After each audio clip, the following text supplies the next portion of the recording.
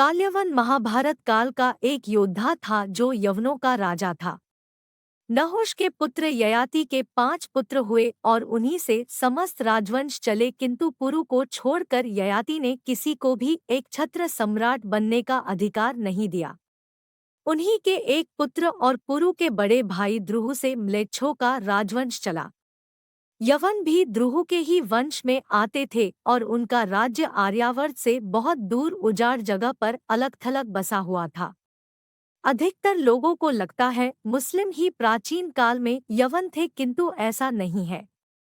हो सकता है इन्हीं की कोई जाति से आगे चलकर मुस्लिम धर्म आरंभ हुआ हो, किंतु मुस्लिम बहुत बाद में, लगभग 3500 से 4000 वर्ष बाद अस्तित्व में आए। काल्यवन इन्हीं यवनों का राजा था। हालांकि जन्म से काल्यवन एक ब्राह्मण था।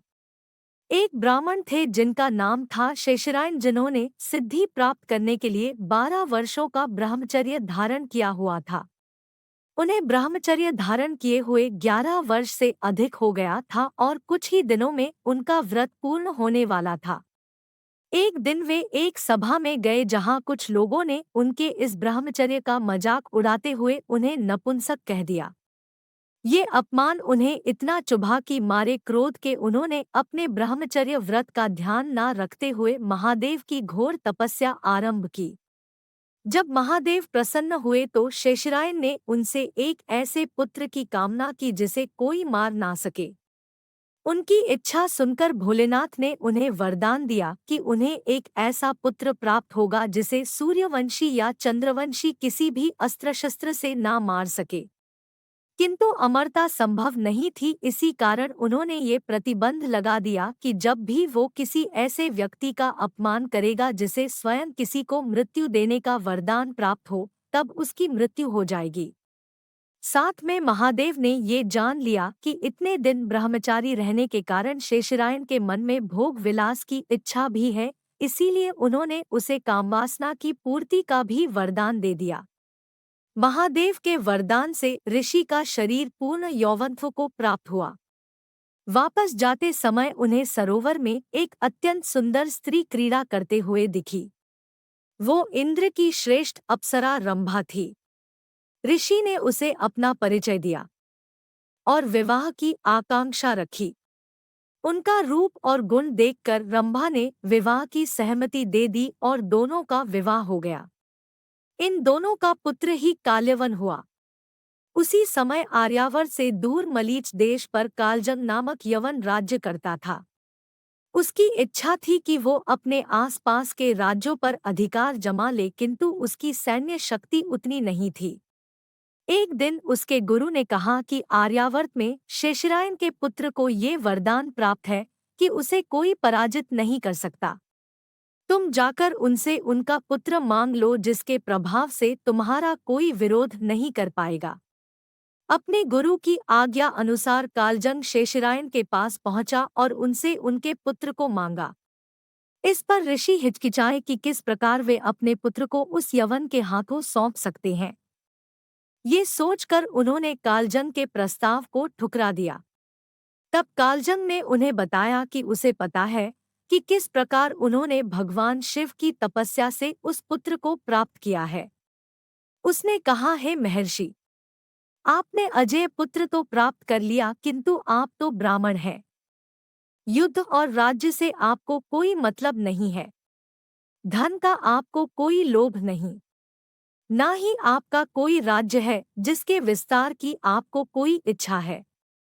फिर ऐसे असाधारण वरदान प्राप्त पुत्र की आपको आवश्यकता ही क्या है? ऐसे तो इसका वरदान आपके आश्रम में रहते रहते व्यर्थ हो जाएगा। इससे अच्छा आप इस मुझे सौंप दें।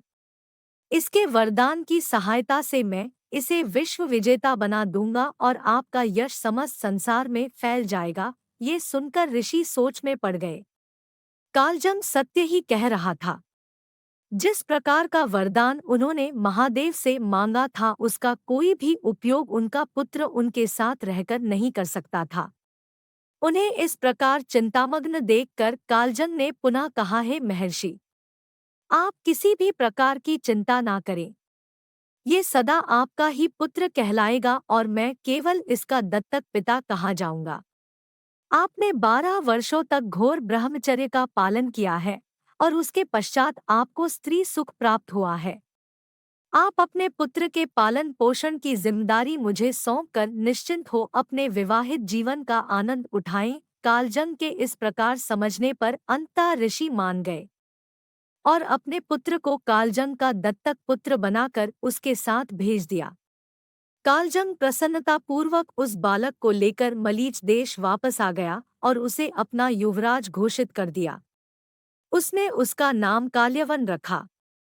उसके वापस आते ही सब जगह ये बात फैल गई कि उसका पुत्र महारुद्र का कृपा पात्र है।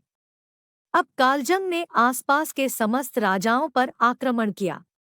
अधिकतर राजाओं ने तो केवल उसके पुत्र के वरदान की बात सुनकर उसकी अधीनता स्वीकार कर ली। जिन्होंने नहीं की उसे उसने अपने पुत्र के वरदान के कारण बलपूर्वक जीता। जल्द ही वो बालक तरुण हुआ और महादेव के वरदान के कारण सभी के द्वारा अवध्य होकर उसने अतुल बल प्राप्त किया। वो साम्राज्य जिसे कालजंग नहीं जीत पाया था उसे काल्यवन ने अपने बाहुबल से जीता। सभी जानते थे कि वो अवध्य है, इसी कारण कोई भी उसके विरुद्ध खड़ा नहीं होता था। इस प्रकार अपने बल और पराक्रम से उसने अपने साम्राज्य का अनंत विस्तार किया। सत्ता के विस्तार की उसकी इस लालसा ने उसके अंदर से मनुष्यत्व की भावना मिटा दी और वो निरंकुश हो गया।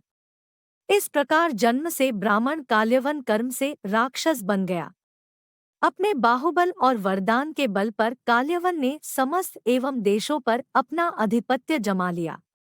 दूसरी और उसी समय आर्यावर्त में जरासंध श्री कृष्ण के बढ़ते हुए प्रभाव से दुखी था। उसने मथुरा पर 17 बार आक्रमण किया किंतु हर बार कृष्ण और बलराम के सामर्थ्य के कारण उसे मुंह की कहानी पड़ी। उसी समय जरासंध को काल्यवन और उसे प्राप्त वरदान के बारे में पता चला। कृष्ण उसके वरदान के कारण उसे मार नहीं सकते थे और यही सोचकर जरासंध ने काल्यवन को अपने साथ मिलाने के बारे में सोचा। ये सोचकर उसने मद्रदेश के राजा शल्य को यवनदेश काल्यवन से मिलने को भेजा। उसकी आज्ञा पाकर शल्य आर्यावर्त से बहुत दूर यवनों के देश में पहुंचे और काल्यवन से मिले। उन्होंने उसे जरासंध का प्रस्ताव सुनाया कि उसकी सहायता कर काल्यवन आर्यावर्त में भी अपना प्रभाव बढ़ा सकता है। किंतु काल्यवन पर उनकी बातों का कोई असर नहीं हुआ। उसे ये समझ में नहीं आया कि क्यों उसे अपना बसा बसाया देश छोड़कर एक अनजान राजा की मदद के लिए अनजान देश जाना चाहिए। दैवयोग से देवर्षि नारद उस समय यवन देश पहुंचे। उन्हें पता था कि काल्यवन के अंत का समय अब आ गया है।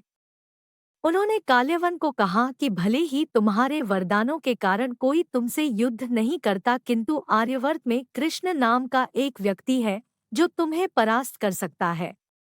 देवर्षि की ये युक्ति काम कर गई और कृष्ण को पराजित करने का स्वप्न लेकर काल्यवन शल्य के साथ आर्यावर्त चलने को तैयार हो गया। शल्य काल्यवन और उसकी विशाल सेना को लेकर आर्यावर्त पहुंचा। वहां जरासंध ने उसका बहुत सत्कार किया और फिर काल्यवन की सेना के साथ मिलकर अपनी विशाल सेना के साथ कृष्ण पर 18वीं बार आक्रमण करने को मथुरा की ओर बढ़ा। कृष्ण जरासंध के इस बार बार के आक्रमण से तंग आ चुके थे। इस बार उन्हें पता चला कि काल्यवन भी जरासंध की सेना के साथ आ रहा है। कृष्ण को उसके वरदान के विषय में पता था, इसी कारण उन्होंने द्वारका नामक एक नया नगर बसाया और समस्त मथुरावासियों को वहां भेज दिया। वे स्वयं बलराम के साथ बिना किसी सेना के मथुरा में ही रुक गए। जब जरासंध मथुरा पहुंचा तो वहां कृष्ण और बलराम को अकेला देखकर बड़ा हैरान हुआ। काल्यवन ने जब श्री कृष्ण को देखा तो उसे लगा कि ये ग्वाला किस प्रकार मुझे हरा सकता है। इससे पहले कि युद्ध आरंभ होता, श्री कृष्ण ने कहा कि युद्ध करके कई सैनिकों की प्राणों की बलि लेने से अच्छा है कि दो योद्धा आपस में द्वंद्व कर ले।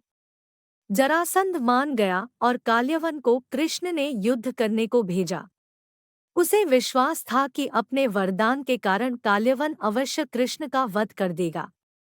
जब काल्यवन कृष्ण से लड़ने आया तो उन्होंने कहा कि हम किसी खुले स्थान पर चलते हैं जहां हम खुलकर युद्ध कर सकें। काल्यवन उनके झांसे में आ गया। वो कृष्ण के पीछे पीछे अकेला चल पड़ा। जब सेना पीछे छूट गई तो श्री कृष्ण तीव्र गति से युद्ध क्षेत्र छोड़कर निकल गए। ये देखकर काल्यवन को बड़ा क्रोध आया और वो रणछोड़ कहता हुआ श्री कृष्ण के पीछे दौड़ा। तभी से कृष्ण का एक नाम रणछोड़ भी पड़ा।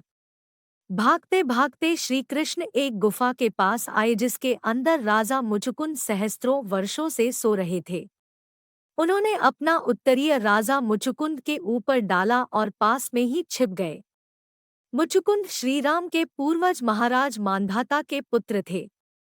उन्होंने देवासुर संग्राम में देवराज इंद्र की सहायता की जिसमें उनका सारा परिवार मारा गया। उनके पीछे उनके पिता मांधाता ने मुचुकुंद के भाई सुसंधि को राजा बना दिया।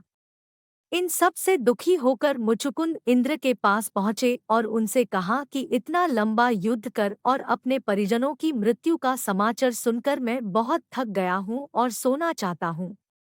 मैं नहीं चाहता कि कोई मुझे जगाए।